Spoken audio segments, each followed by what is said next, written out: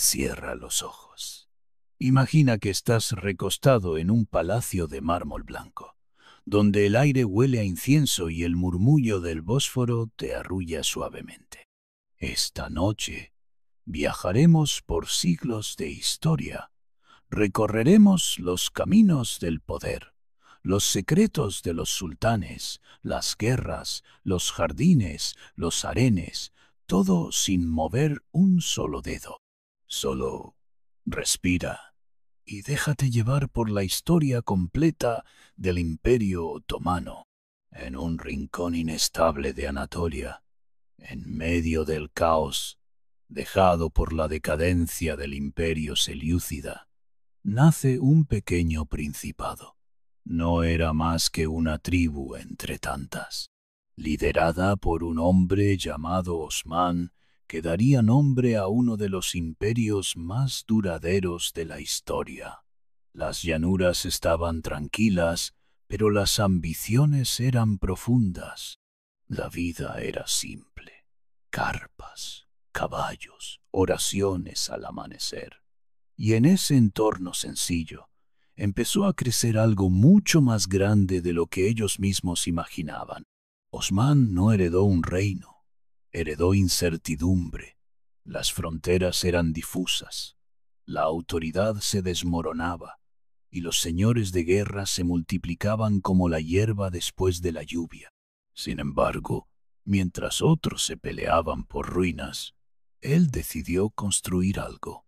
Lo que tenía era modesto: un puñado de jinetes fieles, viejos códigos de honor y una fe inquebrantable en el destino. En aquellas noches frías bajo el cielo estrellado, alrededor del fuego, los ancianos contaban historias del pasado glorioso de los turcos, de héroes que cruzaban los desiertos y montañas, de arqueros que cazaban con los ojos cerrados, de profecías ocultas entre sueños. Y Osmán escuchaba, siempre en silencio, con los ojos encendidos no por el fuego, sino por una visión, no de conquista inmediata, sino de orden, de unidad, de algo más allá de los límites del valle en el que había nacido. Sus seguidores no lo vieron al principio. Para ellos era otro líder tribal, valiente, sí, justo, también, pero nada que anticipara imperios. Sin embargo, en su forma de caminar, en su forma de rezar, en su paciencia para no atacar, hasta que las estrellas cambiaran de lugar, había algo distinto. Los otomanos no nacieron de una explosión, sino de un murmullo prolongado. Las decisiones eran lentas, los movimientos medidos. No hubo grandes batallas al inicio, solo escaramuzas, alianzas, matrimonios estratégicos, treguas disfrazadas de amistad. La tribu empezó a crecer no por la espada, sino por la palabra. Otros jefes tribales encontraban en Osmán un extraño equilibrio. Era feroz en combate, pero amable en el trato. Cumplía lo que prometía, compartía el botín, protegía a los débiles. Poco a poco comenzaron a unirse. Un clan aquí, otro allá, y la tribu de Osmán empezó a ser algo más. Las primeras tierras que tomaron no eran ricas. No había oro, no había puertos, no había ciudades. Solo aldeas polvorientas, campos de trigo y pastores que hablaban dialectos distintos. Pero Osmán no buscaba riqueza inmediata. Buscaba suelo firme, donde pudiera enterrar raíces, donde pudiera plantar una idea que durara más allá de su vida. Su mirada no estaba en la Anatolia que sangraba, sino en los sueños de su pueblo, en esa necesidad humana de pertenecer, de construir algo que no se desvanezca al morir el líder. La bruma cubría los campos al amanecer, y en medio de ella, la figura de Osmán parecía a veces un mito más que un hombre. Cuentan que soñó con un árbol que crecía desde su pecho y cuyas ramas cubrían el mundo. Ese sueño se volvió símbolo. Se hablaba de él en voz baja, como se habla de los enviados, de los fundadores, de los que abren caminos en lo imposible. Ese árbol era el Imperio Otomano antes de nacer. El ritmo de la vida seguía siendo el de los pastores, lento, cíclico, humilde. Pero en cada carpa había una historia, en cada fogón una lealtad tejida, en cada oración un deseo de continuidad. Las espadas no se levantaban en vano, y cuando lo hacían era con el peso de un legado incipiente. Los ancianos observaban a los jóvenes y decían: «Estos no solo cabalgan, estos escuchan el viento». Y así, sin saberlo, las raíces del imperio se hundían cada vez más profundo. No había aún banderas, ni himnos, ni mapas, solo pasos silenciosos que caminaban hacia un destino que nadie podía nombrar, pero que todos empezaban a intuir. La historia no gritó su inicio, susurra, como el viento entre las tiendas, como el roce de una tela sobre otra, como la oración de una madre antes del alba, y en ese susurro nació el Imperio Otomano. Osman I gobernó con sabiduría, estableciendo alianzas con otras tribus turcas y utilizando la religión como estandarte de legitimidad. Sus hombres no eran muchos, pero tenían algo más fuerte que los números. Tenían un propósito. En un mundo fragmentado, donde los reinos se deshacían con la misma facilidad con la que se encendía una antorcha, ellos avanzaban como si una brújula invisible los guiara.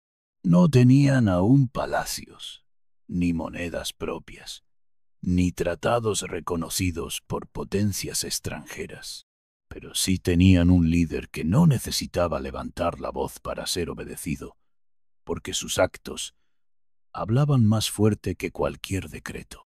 Osman comprendía que la fuerza no bastaba, que el poder verdadero se teje como una alfombra, hilo por hilo, con paciencia y sentido del detalle. Por eso, su estrategia no fue la conquista desordenada, sino la siembra de raíces profundas. Hablaba con los líderes vecinos, no siempre con amenazas, sino con propuestas. Cuando luchaba, lo hacía con honor. Cuando vencía, no humillaba. Eso lo distinguía. Los hombres lo seguían no porque temieran su castigo, sino porque deseaban ser parte de algo más grande que ellos mismos. Bajo su liderazgo, la tribu empezó a parecerse menos a un grupo de familias nómadas y más a una dinastía emergente. A su muerte, su hijo Orhan tomó el mando, y fue entonces cuando ese modesto grupo de jinetes cruzó por primera vez a Europa. No fue una marcha gloriosa de miles de soldados, ni una invasión con tambores y estandartes. Fue un cruce casi discreto, pero cargado de simbolismo, lo que parecía impensable. Un pueblo asiático tomando tierras en el continente europeo. Los ríos que separaban Anatolia de los Balcanes habían sido durante siglos fronteras naturales entre mundos distintos. Y sin embargo, los otomanos los cruzaron como quien cruza un umbral inevitable. No lo hicieron por ambición ciega, sino porque era el paso siguiente, como una semilla que rompe la tierra porque le es imposible quedarse dormida más tiempo. Las campanas de los pueblos cristianos comenzaron a sonar no por misa, sino por alarma. Las torres se llenaron de centinelas. Los monasterios reforzaron sus muros. El rumor de un nuevo poder turco se extendía como el eco de una tormenta que aún no ha llegado, pero que ya se presiente en el aire. Y mientras los líderes de Europa debatían sobre si aquello era una amenaza o una curiosidad, los otomanos ya estaban construyendo puentes, hablando con los campesinos, protegiendo a los mercaderes, presentándose no como bárbaros, sino como gobernantes con orden, con leyes, con un proyecto. Orhan no era un guerrero impulsivo, era un arquitecto silencioso. Bajo su mando se establecieron las primeras estructuras de gobierno formal, se fundaron ciudades, se reforzaron fortalezas y sobre todo se consolidó la idea de que no eran solo un ejército en expansión, sino una dinastía con vocación de permanencia.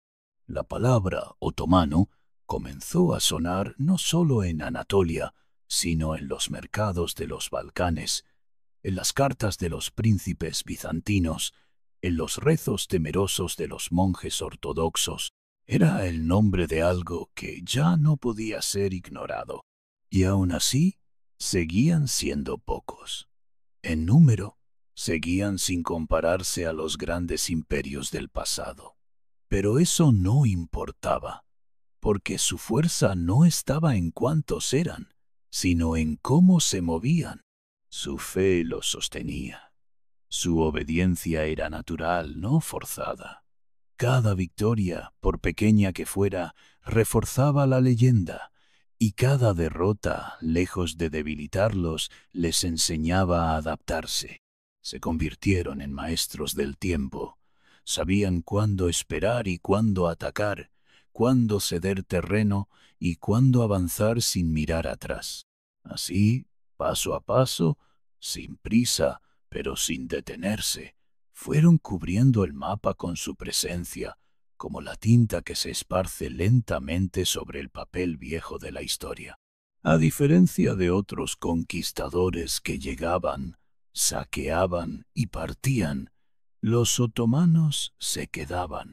Construían mezquitas donde otros levantaban fortalezas, restauraban caminos, regulaban mercados, instauraban justicia. No se trataba solo de dominar tierras, sino de integrarlas. No querían simplemente vencer a sus enemigos, querían convertirlos en súbditos. Y para lograr eso no bastaba con la espada. Se necesitaba comprensión, se necesitaba paciencia, se necesitaba visión.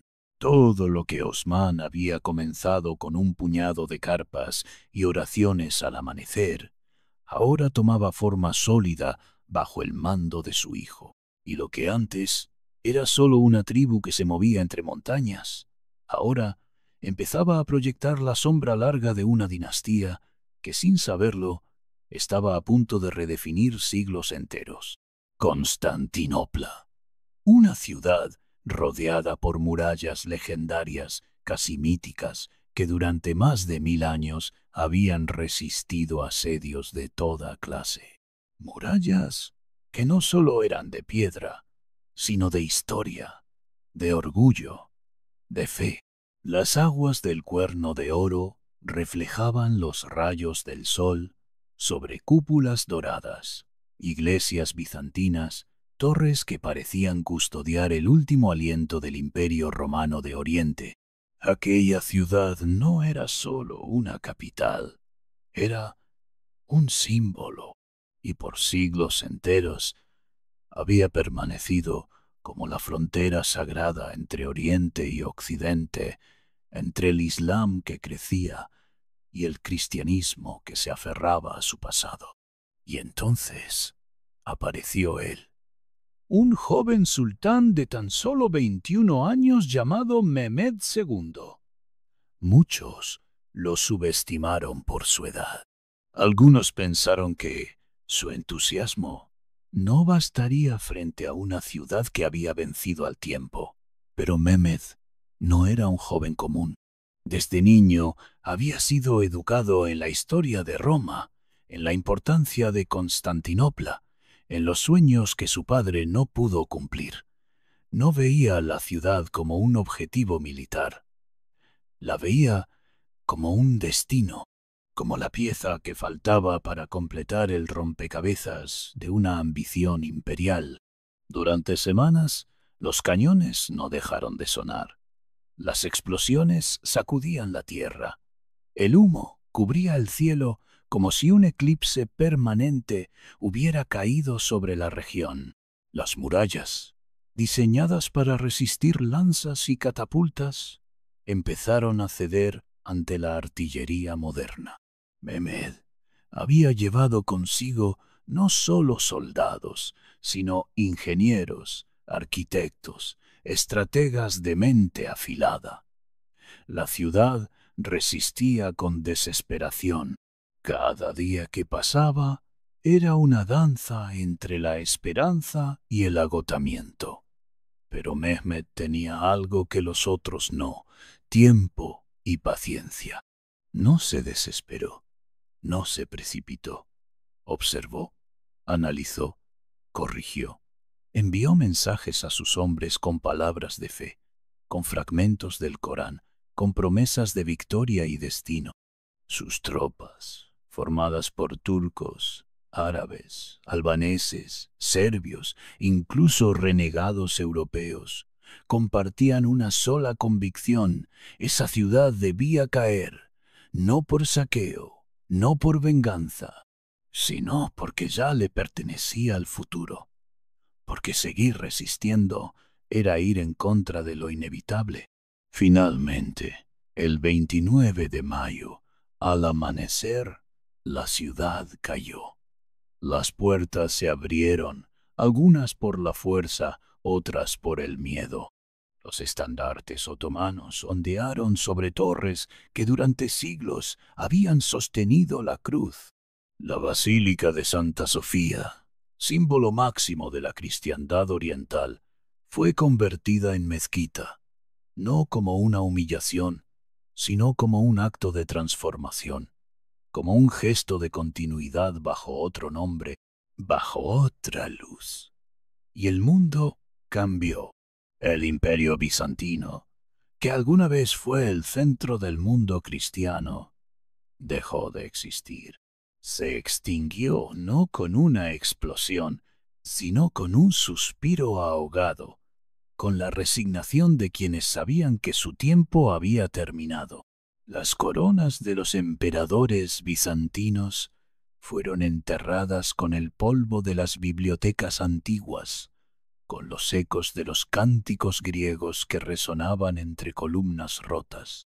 Y el Imperio Otomano entraba a la historia como el heredero de Roma, no como un simple conquistador, sino como el nuevo guardián de la ciudad que había sido el corazón de tres imperios. Mehmed no destruyó Constantinopla, la renombró, la reconstruyó, la llenó de escuelas, bazares, acueductos, mezquitas que respiraban la mezcla de tradición y modernidad.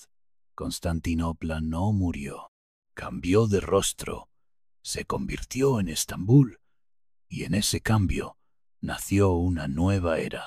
Las rutas comerciales se reconfiguraron, los mapas se redibujaron, los reinos de Europa, estremecidos por la caída, comenzaron a mirar al mar buscando otras rutas hacia el este, lo que terminaría impulsando los grandes viajes oceánicos. Pero mientras ellos soñaban con caravanas y galeones, Mehmed consolidaba un imperio terrestre que no dejaba de crecer, porque ya no era solo el sultán de los turcos, era el César del Nuevo Mundo, el conquistador de la ciudad eterna, el joven que se atrevió a desafiar lo que parecía imposible y lo logró, sin alzar la voz, sin buscar la gloria inmediata, solo caminando con firmeza hacia el lugar que la historia ya le tenía reservado. Bajo el mando de Solimán el Magnífico, el imperio alcanzó su apogeo. No fue solo una era de conquistas y expansión, sino una sinfonía de cultura, de refinamiento, de equilibrio entre la fuerza y la delicadeza. Los mapas del mundo Parecían inclinarse hacia Estambul, como si reconocieran que, por un instante eterno, la historia giraba alrededor del trono otomano. No se trataba únicamente de dominar territorios que se extendían desde las llanuras húngaras hasta los desiertos de Arabia o desde las costas del norte de África hasta los confines del Cáucaso. Era algo más profundo. Una afirmación de civilización, una afirmación de propósito. Las ciudades florecían. Los jardines se cultivaban con la misma meticulosidad con la que se diseñaban las campañas militares. Los arquitectos eran tan reverenciados como los generales. Y los poetas, más que simples artistas, eran los guardianes del alma imperial. En cada rincón del imperio, desde una pequeña aldea en los Balcanes hasta las bulliciosas calles de Damasco, se sentía la influencia de un centro que no solo gobernaba, sino que inspiraba. La mezquita de Suleimaniye surgió como un susurro de piedra al cielo. Sus cúpulas no eran solo techos, eran oraciones talladas. Sus minaretes no eran torres, eran columnas de fe. Cada arco, cada mosaico, cada columna hablaba un lenguaje que no necesitaba palabras. El lenguaje de la armonía, de la simetría, de la devoción. Se decía que quien entraba allí no necesitaba hablar para rezar. Bastaba con mirar hacia arriba y sentir cómo el alma se elevaba con la luz que entraba desde lo alto. Los patios interiores del Palacio Topkapi se llenaban de melodías. El sonido de los laúdes, de las flautas ney, de los versos recitados bajo la sombra de los naranjos, creaban una atmósfera donde la política y la poesía coexistían. Solimán no solo escuchaba a sus visires, también escuchaba a los poetas. Sabía que un imperio no se sostiene solo con tratados y ejércitos, sino con símbolos, con belleza, con la capacidad de tocar el corazón de los pueblos que lo componen. El imperio no solo conquistaba con la espada, sino también con la belleza. No necesitaban levantar murallas en cada ciudad, porque levantaban mezquitas que unían. No necesitaban imponer el miedo, cuando podían seducir con la grandeza de sus bibliotecas, con la sabiduría de sus juristas, con la sensibilidad de sus calígrafos. Era una época donde cada amanecer tenía incienso y cada noche poesía, donde la arquitectura no era solo funcionalidad, sino una forma de oración permanente, donde los muros hablaban no de poder, sino de trascendencia. Solimán, aunque poderoso, no se alejaba del arte. Escribía versos bajo el seudónimo de Mujibi, y esos versos recorrían las cortes y los cafés, dejando rastro de un hombre que comprendía que el alma de un imperio no vive solo en sus ejércitos, sino en sus metáforas. Bajo su mirada, se creó una sociedad donde lo divino y lo humano, lo cotidiano y lo eterno, convivían sin contradicción. Los mercados estaban llenos de especias, pero también de historias. Las fuentes no solo saciaban la sed, también ofrecían reflejos en los que la gente contemplaba el mundo como una obra de arte en constante expansión. Los arquitectos como Mimar Sinan no construían solo edificios, creaban paisajes sagrados. En cada piedra tallada, en cada alineación de columnas, estaba la búsqueda de lo absoluto. Era como si el imperio, en su esplendor, intentara traducir el cielo a un lenguaje terrestre. Las plazas eran escenarios de encuentros, los hammams espacios de purificación, las madrasas templos de saber Todo estaba conectado por un hilo invisible de armonía. Y mientras los reinos de Europa se agitaban entre guerras internas, traiciones palaciegas y miedos religiosos, el Imperio Otomano brillaba como una lámpara encendida en la noche del mundo. No solo se gobernaba, se enseñaba. No solo se organizaba, se cuidaba. Era una edad en la que cada rincón del palacio, cada pliegue de una cortina bordada, cada aroma que salía de la cocina imperial, hablaba de una civilización que no temía la grandeza, que no ocultaba su ambición de eternidad, pero que la vestía con seda, con geometría, con música. En aquella era, el silencio también era parte de la música. Las oraciones del viernes eran acompañadas por el murmullo de las fuentes, por el roce de las túnicas, por el caminar lento de los peregrinos. La vida tenía un ritmo más lento, más profundo, como si el tiempo se hubiera detenido un momento para permitir que el arte alcanzara su plenitud. Y ese instante, suspendido en los archivos de la historia, sigue resonando como un eco suave, uno que aún susurra entre las columnas de la Suleimanille, entre los muros del Topkapi, entre los versos olvidados de un imperio que, en su apogeo, no solo reinó, sino que soñó. Muchos creen que el harén era solo un lugar de placer, pero era mucho más. Detrás de las puertas ornamentadas, más allá de las cortinas de terciopelo y los aromas de jazmín y almizcle, existía un mundo de estrategias, de tensiones invisibles, de poder camuflado bajo el velo de la sumisión. El harén no era una simple colección de concubinas. Era un centro político, un núcleo de influencia silenciosa que palpitaba en el corazón del palacio imperial. Allí, entre risas contenidas, juegos de sombras y rituales cotidianos, se decidían aspectos fundamentales del destino del Imperio Otomano.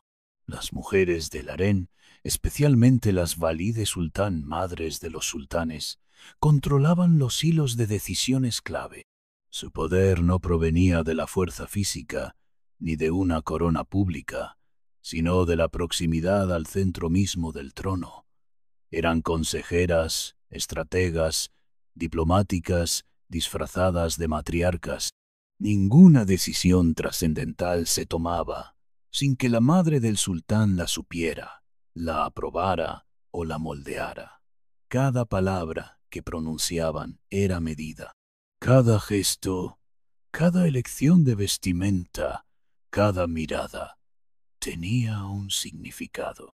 Entre sedas y susurros se tejían alianzas y se decidían guerras. Los mensajeros no siempre llevaban espadas. A veces llevaban pañuelos bordados con símbolos que sólo las iniciadas sabían interpretar. Una caricia en el brazo podía significar una amenaza, un perfume derramado accidentalmente, una advertencia. En ese universo de gestos sutiles, las mujeres navegaban el laberinto del poder como si fuera un arte heredado. La rivalidad entre ellas era silenciosa, implacable y refinada. No necesitaban levantar la voz para cambiar el curso de un decreto. Lo hacían con la misma naturalidad con la que se servía el té. Roxelana, esposa de Solimán, cambió la historia del imperio desde sus aposentos. Llegó como esclava, pero ascendió como reina, no con espadas ni conquistas, sino con astucia, inteligencia y una voluntad férrea. Redibujó la línea sucesoria, eliminó rivales, colocó a su hijo en el camino hacia el trono, y todo desde la penumbra, sin salir del palacio, sin ocupar un cargo oficial. Su voz, aunque jamás registrada en documentos oficiales, resonaba en cada rincón del imperio.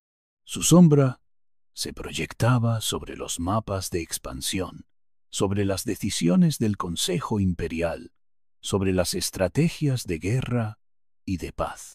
En la penumbra, entre columnas y cortinas, se decidía el futuro de millones. Las intrigas no eran solo pasatiempos de cortesanas, eran formas de supervivencia.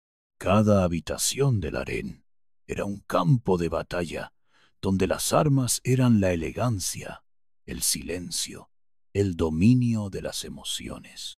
Muchas de aquellas mujeres jamás pisaron un campo abierto, pero ganaron batallas que cambiaron imperios. En el juego del poder, ellas no estaban detrás, estaban al centro, aunque nadie lo admitiera públicamente. Y mientras las decisiones del harén se tejían en la intimidad, en los patios exteriores, los janízaros marchaban. No hablaban mucho, no tenían familia. Eran niños cristianos, tomados como tributo en las regiones conquistadas, separados de su pasado, convertidos al Islam y entrenados desde la infancia. Su historia era la de una transformación radical.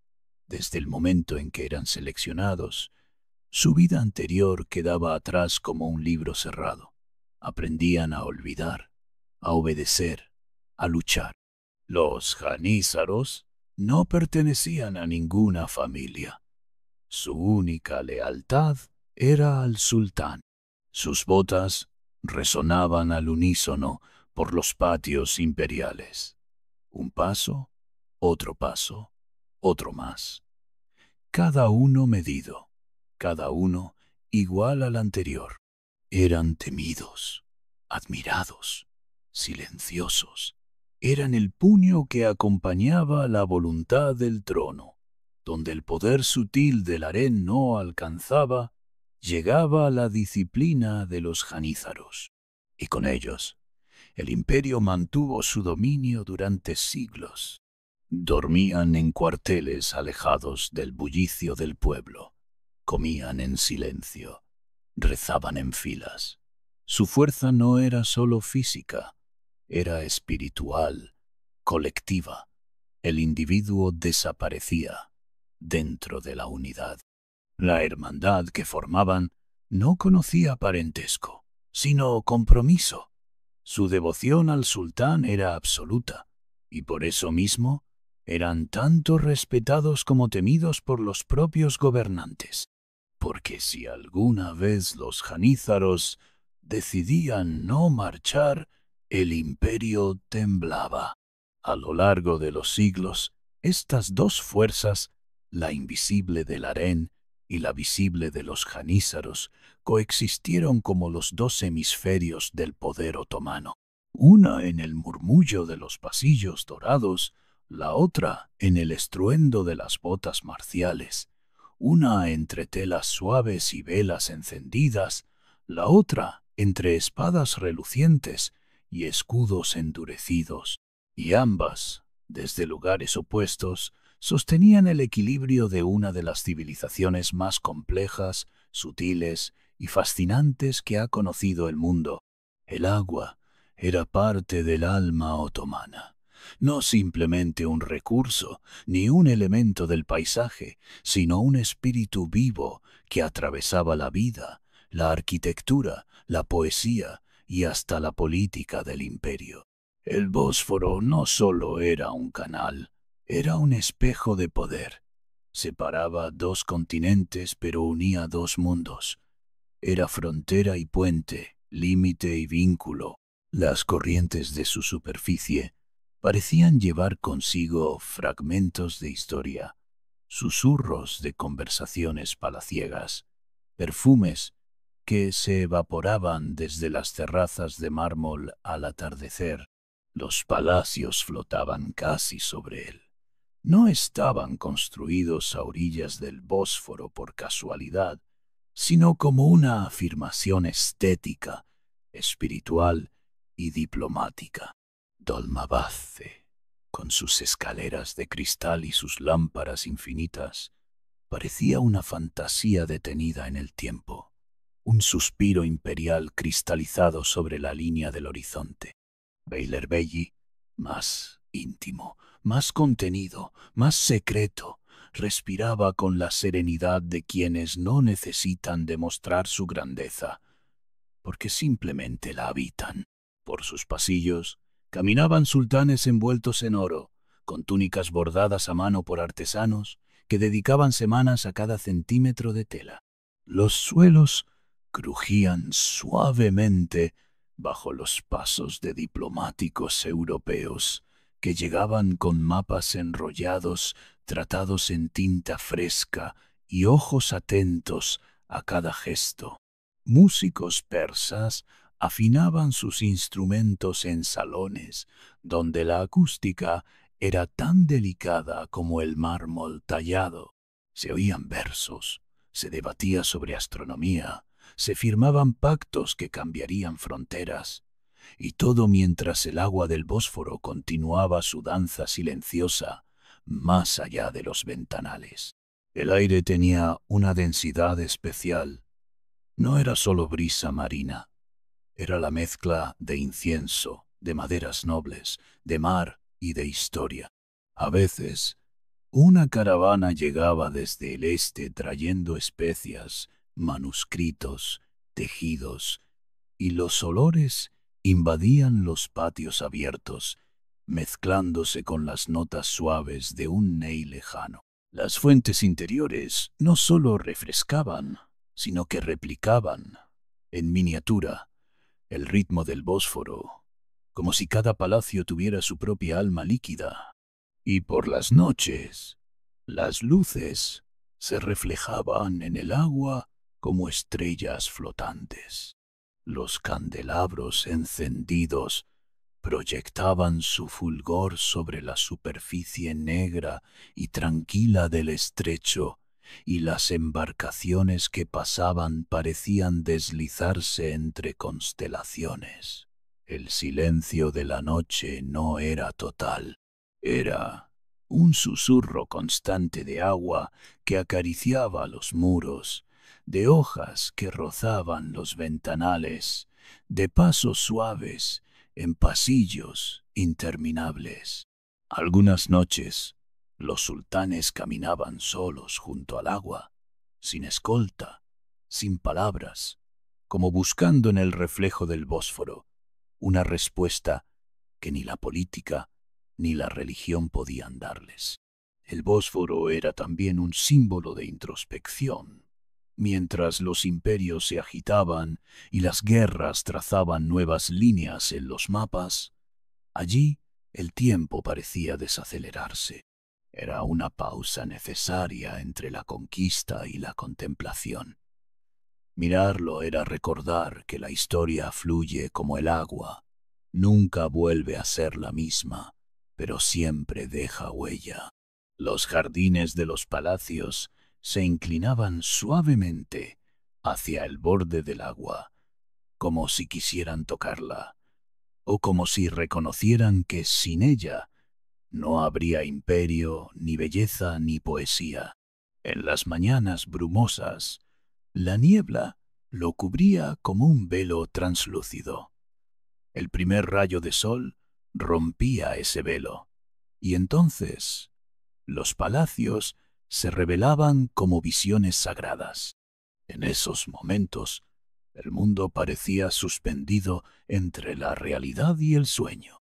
En esos instantes, los sirvientes caminaban sin hacer ruido, los cortesanos murmuraban sus plegarias, y el Bósforo seguía allí, eterno, profundo, testigo, silente de los siglos. Era el alma líquida del Imperio Otomano, su reflejo, su espejo, su suspiro más íntimo.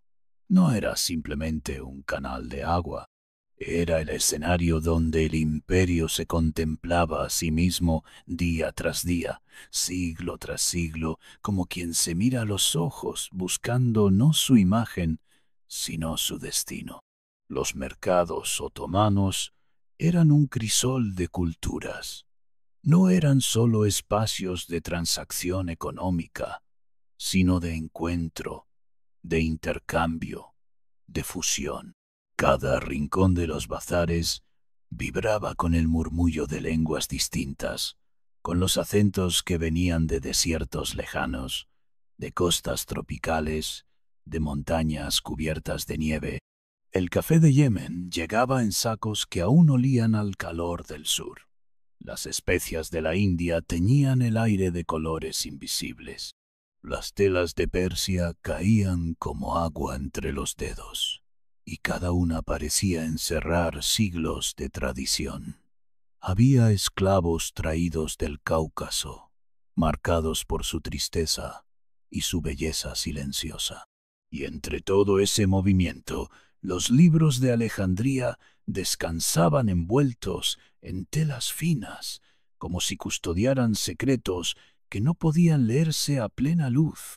Estambul se convirtió en el corazón del mundo islámico, no solo por su posición geográfica, sino por su alma abierta. Los comerciantes no solo traían objetos, traían mundos enteros en sus caravanas, y al llegar no eran tratados como extraños, sino como partes de un tejido más grande. Se decía que en una sola calle uno podía escuchar el turco, el árabe, el griego, el armenio y el ladino. Las monedas cambiaban de manos, sí, pero también las ideas, las supersticiones, las recetas, los versos, los mapas, las melodías. Lo que no estaba en los decretos imperiales, lo enseñaban las plazas, y en las noches, en las pequeñas cafeterías de piedra, hombres discutían filosofía y poesía mientras el narguile humeaba lentamente. Las tazas de café humeaban como brasas en miniatura, y su aroma se mezclaba con el incienso y la conversación. Bajo las lámparas de aceite, la vida parecía más lenta, más profunda. No se hablaba de manera apresurada. Se escuchaba, se respondía, se compartía con pausa. Algunos debatían sobre el sentido del destino. Otros recitaban a Rumi de memoria, y otros simplemente dejaban que el humo dibujara pensamientos en el aire. El Imperio Otomano era también un imperio de ideas. En un mundo donde la fuerza bruta definía muchas veces los reinados, aquí las palabras también gobernaban. Los poetas eran invitados a las cortes. Los filósofos eran protegidos. Los científicos compartían espacio con los astrólogos. La sabiduría no era marginal, era central. En las madrasas se enseñaban las ciencias exactas junto al arte de la interpretación del sueño. En las bibliotecas, los manuscritos antiguos eran restaurados con el mismo cuidado con el que se decoraban los muros de una mezquita. Los cafés se convirtieron en templos laicos, lugares donde los hombres no iban a olvidar el mundo, sino a comprenderlo. Se leía en voz alta, se escribía en servilletas de tela, se debatía si la existencia era un círculo o una línea recta.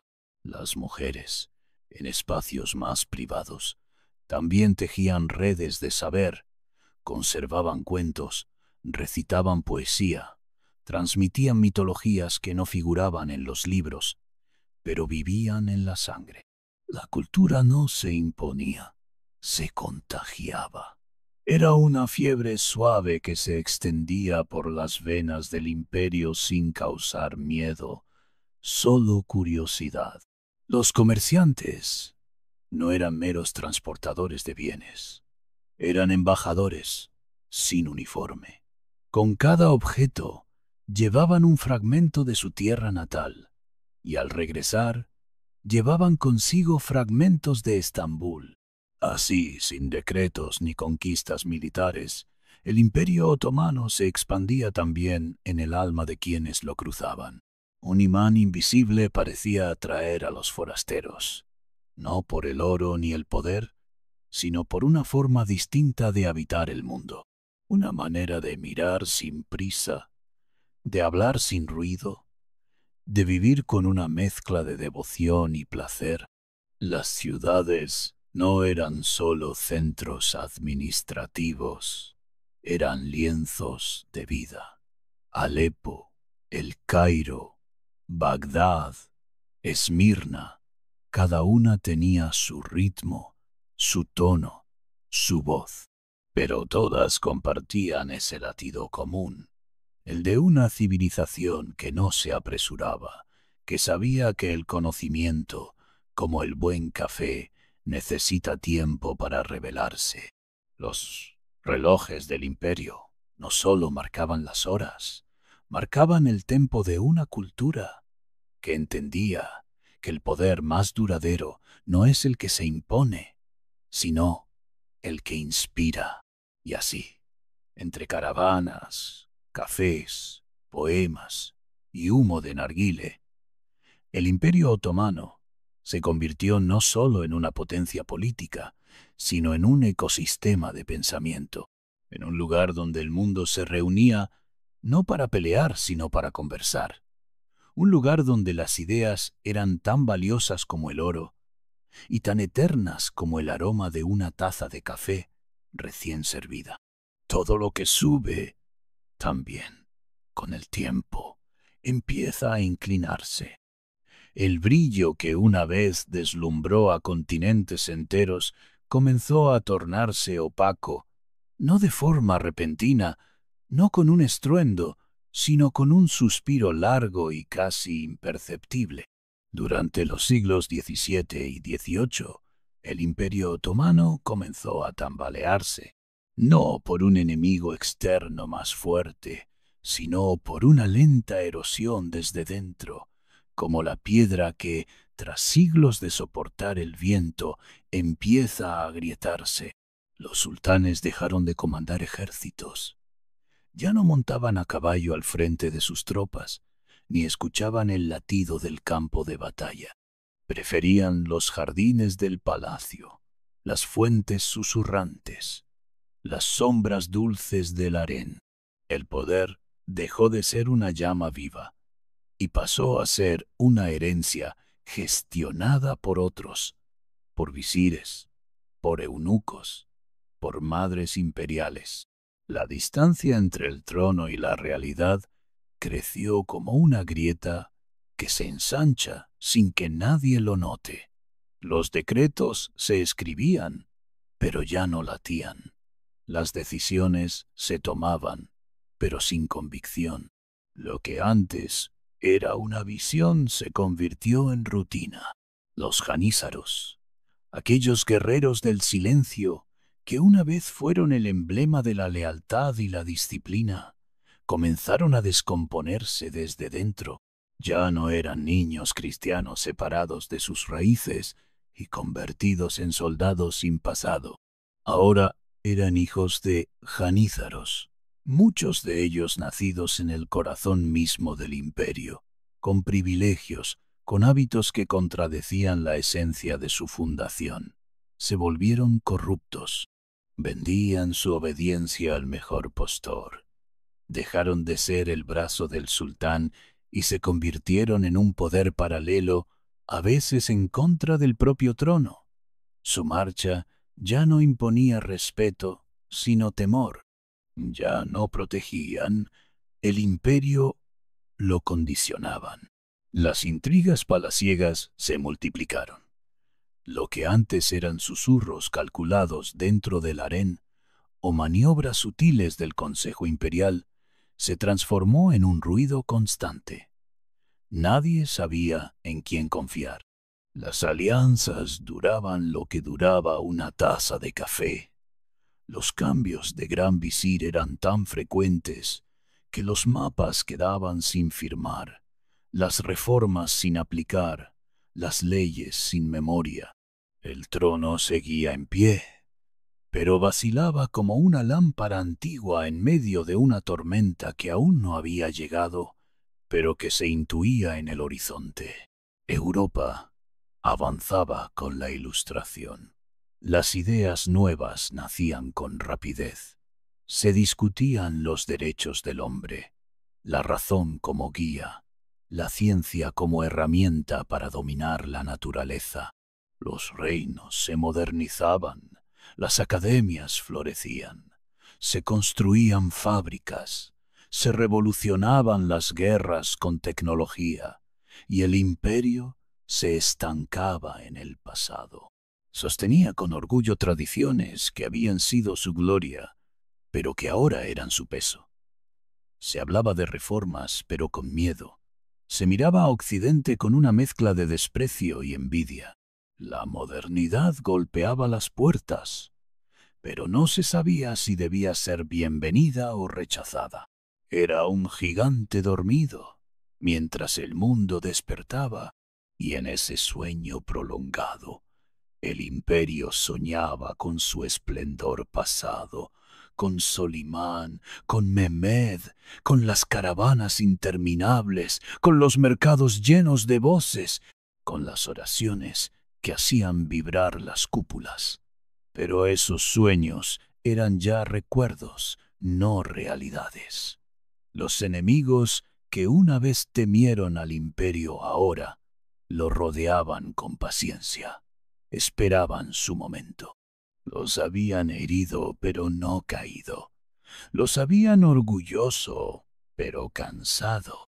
El tiempo, que una vez pareció el aliado del Imperio Otomano, se convirtió en su juez. Cada década traía un poco más de desgaste.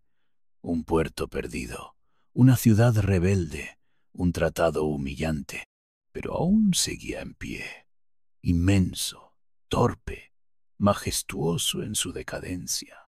Las cúpulas seguían brillando al sol, los estandartes seguían ondeando, pero ya no por la fuerza de la convicción, sino por la inercia de siglos que se resistían a terminar. Un cuerpo gigantesco que no sabía cómo despertar, ni cómo admitir que el mundo que lo rodeaba ya no era el mismo. A finales del siglo XIX, un grupo de reformistas exigió modernización. No eran soldados, ni religiosos, ni cortesanos. Eran intelectuales, estudiantes, médicos, oficiales jóvenes, hombres formados en ideas nuevas, muchos influenciados por los modelos europeos, por el liberalismo, por la ciencia, por la noción de que el progreso no podía esperar. Se hacían llamar los jóvenes turcos, y con ellos el imperio comenzaba a mirarse en un espejo incómodo. Querían una constitución, querían limitar el poder absoluto del sultán, querían que el Estado dejara de ser una prolongación de una sola voluntad y se convirtiera en un organismo moderno, racional, funcional. Las voces que antes murmuraban en los cafés ahora salían a las calles. El imperio se debatía entre la tradición y la modernidad.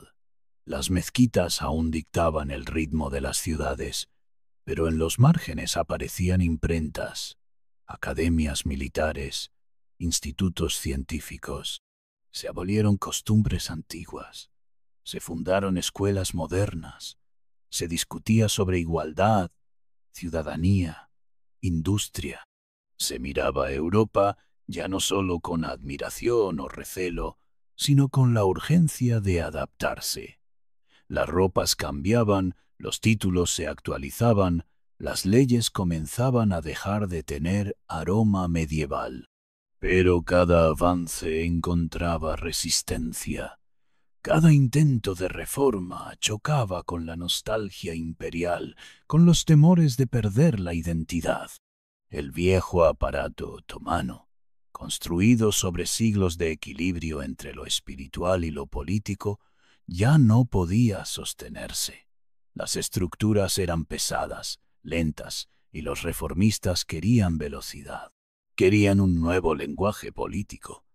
Pero el imperio ya no era joven, ya no respiraba con el impulso del crecimiento, sino con la ansiedad de quien sabe que debe cambiar para sobrevivir, pero no recuerda cómo hacerlo. Y mientras el reloj corría, el mundo estaba a punto de entrar en guerra. Y entonces llegó la Primera Guerra Mundial, una tormenta total. El Imperio Otomano apostó por el bando perdedor, Alemania. Lo hizo con esperanza, con promesas de recuperar territorios, con la ilusión de que una última alianza podía renovar su lugar en el mundo. Pero la guerra no fue una oportunidad, fue el golpe final. Y la guerra lo desangró. Los frentes se multiplicaron. En el Cáucaso, en el Sinaí, en Mesopotamia, en los Dardanelos, cada región se convirtió en una herida abierta. Ciudades ocupadas, fronteras destruidas, rebeliones internas. Lo que antes se había mantenido unido por la fe, por la cultura, por la lealtad al trono, empezó a resquebrajarse. Las minorías se alzaban, las provincias querían separarse y el centro ya no tenía fuerza para contenerlo todo. Las caravanas dejaron de pasar, los mercados se vaciaron. Las columnas de humo en las montañas eran señal de combates, no de rituales. Lo que una vez fue el imperio más poderoso del mundo musulmán, ahora era solo una sombra de sí mismo, atrapado entre la guerra moderna y la nostalgia imperial. Fue el canto del cisne para un imperio de más de 600 años.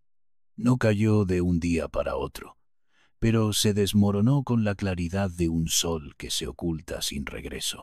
Cada batalla perdida era un ladrillo menos en los muros de su historia. Cada tratado firmado, una confesión de derrota. Ya no se hablaba del futuro, solo se intentaba salvar lo que quedaba del presente. Las ceremonias se volvieron más tristes, las decisiones más desesperadas. Las banderas aún ondeaban, pero ya no con orgullo, sino por inercia. En 1922, el último sultán abandonó Estambul en un barco silencioso. No hubo desfiles, no hubo gritos, solo el crujido de la madera, el sonido del agua y el eco de una ciudad que lo vio partir sin lágrimas. El imperio había muerto, no con un estallido, sino con un suspiro, como una lámpara que se apaga lentamente, sin que nadie sepa cuándo fue exactamente su último destello. Y el Bósforo, una vez espejo del poder, reflejaba solo la niebla de un nuevo siglo. El silencio del palacio, el vacío de las salas, el polvo sobre los tronos, todo hablaba de una historia que había concluido.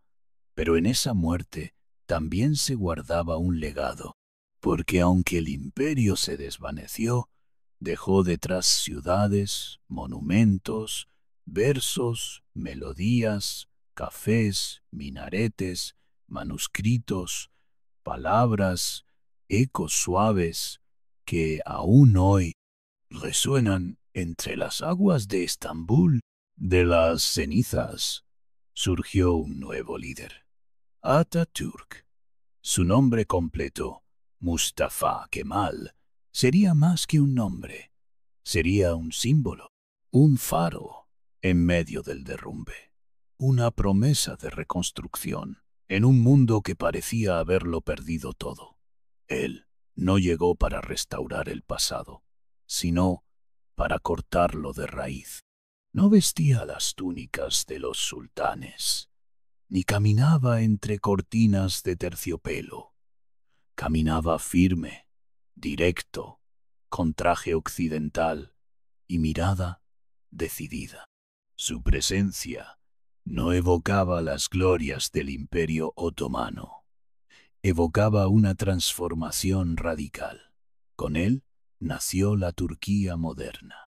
Abolió el califato, esa institución que durante siglos había unido el poder espiritual con el político.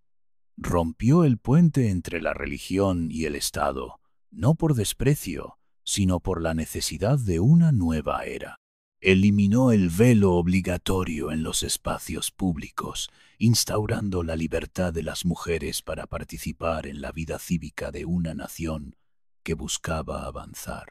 Transformó la lengua escrita, abandonando el alfabeto árabe, que durante generaciones había trazado la historia otomana, e impuso el alfabeto latino, abriendo un nuevo camino, una nueva forma de leer, de escribir, de pensar.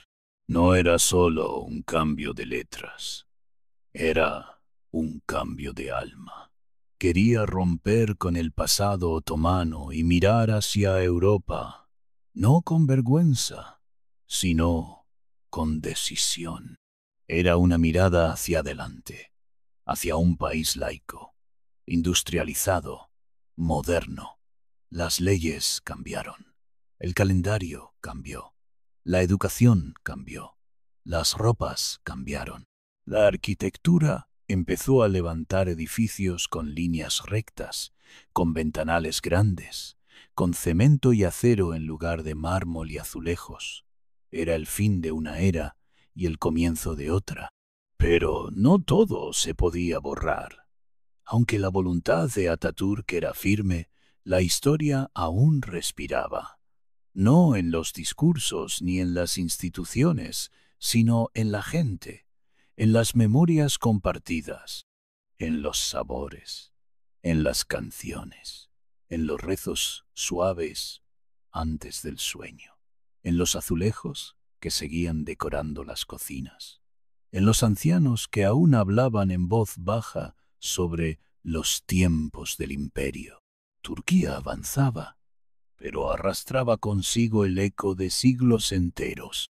Y es que el legado otomano no terminó con la caída del sultán ni con las reformas de Atatürk.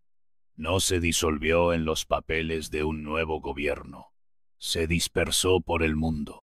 Hoy, en los balcones de Sarajevo, donde las flores cuelgan sobre calles adoquinadas, en los callejones de Jerusalén, donde los muros aún guardan el perfume de las especias, en los cafés de El Cairo, donde las tazas de café espeso se sirven igual que hace siglos, y en las mezquitas de Estambul, donde los minaretes siguen llamando con la misma cadencia, aún se respira el aroma del imperio. Las cúpulas no cayeron, se mantuvieron. Siguen redondeando los cielos de medio mundo. Las recetas no se extinguieron. Se heredaron con sus canelas, sus pistachos, sus mieles, sus carnes cocidas a fuego lento. Las palabras cruzaron las fronteras. Algunas cambiaron de acento, otras de forma, pero sobrevivieron. Los gestos, la forma de ofrecer un té, de inclinar la cabeza, de dar la bienvenida siguen intactos, como si la historia no hubiera pasado por encima, sino simplemente se hubiera escondido detrás de una cortina ligera. El mundo no olvidó, ni siquiera quienes fueron enemigos del imperio, porque el legado otomano no fue solo político o militar, fue estético, fue emocional, fue humano. Quedó impregnado en los callejones de las viejas capitales, en los instrumentos musicales, en la forma en que las madres arrullan a sus hijos, en la arquitectura de los baños, en los mercados cubiertos, en las sombras de los patios. El Imperio Otomano dejó una huella eterna, no solo en los mapas, sino en la cultura de millones. No se mide en kilómetros ni en documentos, se mide en sensaciones, en atmósferas, en costumbres que sobreviven al olvido. Su final fue oficial, sí, pero su presencia es cotidiana. Y en cada rincón donde el pasado se mezcla con el presente sin esfuerzo, el imperio aún vive, no como una estructura de poder, sino como una memoria viva, como una brisa que no se ve, pero que se siente. Pasillos ocultos, habitaciones de vigilancia, túneles que conectaban con el mar. El palacio Topkapi no era solo un hogar, era un cerebro político, un organismo viviente de piedra, mármol y silencio, donde cada muro escuchaba, cada puerta guardaba un secreto, cada cortina protegía algo más que del sol. Era la residencia del poder, sí, pero también el archivo de la ambición humana. No era solo donde dormía el sultán, era donde despertaban los imperios. Desde sus primeras piedras, Topkapi fue concebido como más que un palacio. Fue pensado como una máquina invisible, como una arquitectura del control. El diseño no era caprichoso. Cada sala tenía un propósito, cada pasadizo una intención. Los eunucos se movían sin ser vistos, como piezas silenciosas de un ajedrez permanente. En las sombras se espiaban conversaciones, se vigilaban hasta los suspiros. Lo que llegaba al oído del sultán era filtrado por un laberinto de lealtades, de miradas furtivas, de susurros ensayados. El trono no se sostenía solo por la espada, sino por la información. Allí se guardaban las reliquias sagradas del Islam, no en vitrinas modernas, sino en cámaras envueltas en penumbra y solemnidad. El manto del profeta, su espada, cabellos de su barba, objetos que no eran simples recuerdos, sino puentes vivos entre lo terrenal y lo divino. Se cuidaban como si fueran la última llama de una vela ancestral. Los guardianes de esas reliquias no eran soldados, sino custodios de lo sagrado, hombres que caminaban con la cabeza baja y el corazón encendido. Entrar en esa sala era como cruzar una frontera invisible entre lo político y lo eterno. Allí se firmaban decretos, se decidía la paz y la guerra con una tinta espesa como la historia misma. Una pluma temblorosa podía cambiar el mapa de un continente. Un documento enrollado podía significar la muerte de una ciudad, el ascenso de una familia, la traición de un aliado. Y todo eso ocurría en salones donde las paredes estaban cubiertas de cerámica azul, donde los techos eran cúpulas decoradas con oro, donde el arte no era adorno, sino parte del ritual del poder. Los visires no alzaban la voz. No era necesario. Bastaba una mirada, una pausa, un gesto contenido para que todo cambiara. Pero Topkapi no era todo solemnidad. En sus jardines los gatos dormían al sol mientras el destino del mundo era sellado. Criaturas libres que vagaban entre jazmines, entre fuentes que cantaban suavemente, entre caminos de piedra donde caminaban sultanes y espías, concubinas y sabios. Los gatos, indiferentes al peso del poder, eran los únicos que no necesitaban permiso para estar allí. Y quizás por eso el palacio parecía respirar más tranquilo bajo su mirada. Los árboles sabían secretos que nadie más recordaba. Las flores crecían en los márgenes de conspiraciones olvidadas. Las fuentes habían escuchado lamentos y promesas, pactos sellados de madrugada, confesiones hechas en voz baja por figuras que ya no aparecen en los libros. Topkapi era un palacio, pero también era un archivo vivo. no solo de hechos, sino de emociones, de miedos, de esperanzas que alguna vez tuvieron nombre y rostro. Y aunque el tiempo pasó, y los sultanes se marcharon, y los ejércitos dejaron de marchar por sus patios, el alma del palacio quedó. Hoy, cuando alguien recorre sus pasillos, cuando toca los bordes de sus puertas, cuando escucha el eco de sus pasos en sus patios silenciosos, algo despierta. No es solo la historia, es la memoria que aún flota en el aire, como un perfume antiguo que se niega a disiparse, como una promesa que no fue del todo rota, porque Topkapi no es solo un lugar del pasado, es un espejo, y quien lo mira con atención puede ver no solo lo que fue, sino también lo que sigue siendo. Tal vez sea su mezcla de fuerza y belleza, esa extraña combinación que pocos imperios han logrado dominar sin dejar de seducir, conquistar sin dejar de embellecer.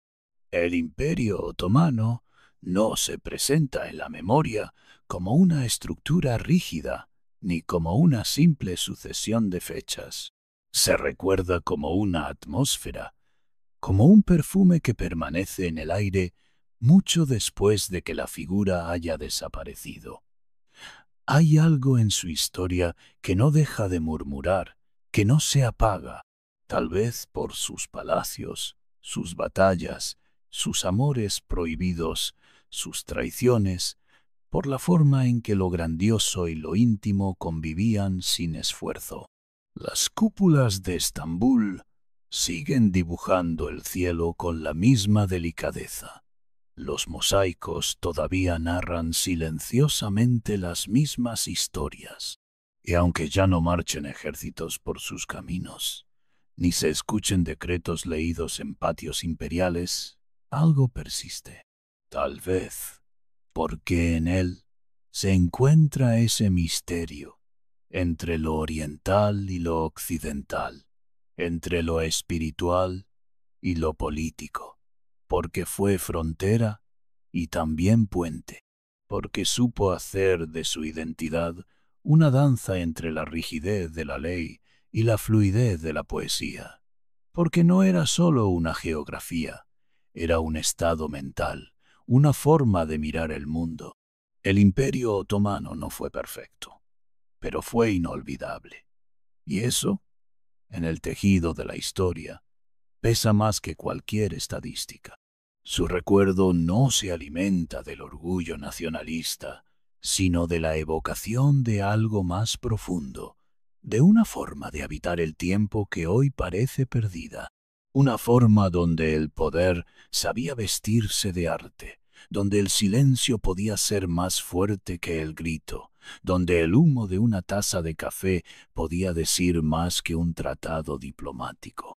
Y ahora, que tus pensamientos se deslicen como barcos por el Bósforo, lentamente, sin prisa, dejando que cada imagen repose, que cada palabra se disuelva, como el último eco de un llamado a la oración en la lejanía, que sientas el crujido suave de las maderas de un barco antiguo, el roce del viento que acaricia los jardines del Topkapi, el reflejo tembloroso de las estrellas sobre el agua negra, que te duermas como duermen los gatos de Estambul, en paz, sin miedo, sintiendo que el pasado, lejos de doler, puede arrullarnos, y descanses, mientras los ecos de su historia te arropan suavemente, porque en algún lugar profundo aún queda algo de ese imperio en la forma en que soñamos.